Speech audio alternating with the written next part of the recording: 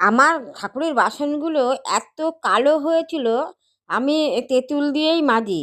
কিন্তু এই পুজোর সময় যে বাসনগুলো বার করি, এগুলো খুব একদম কাঁসা পিতলের বাসনগুলো না খুব কালো কুটকুটে একদম।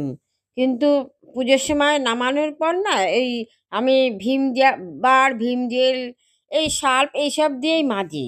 কিন্তু ঝকঝকে তকতকে কি করে করব ভাবছি। কিন্তু পীতাম্বরী পাউডার কিনলাম এই প্রথম আমি। সেই পীতাম্বরী পাউডার একটু জলে গুলে আমি পুরো বাসনে মাখিয়ে রেখেছিলাম।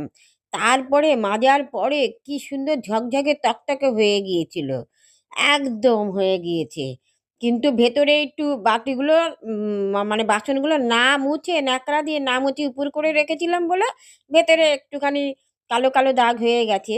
কিন্তু বাসনগুলো মানে মাজিয়ে ধোয়ার পর মুছে রাখলে আরও ভালো পরিষ্কার হতো।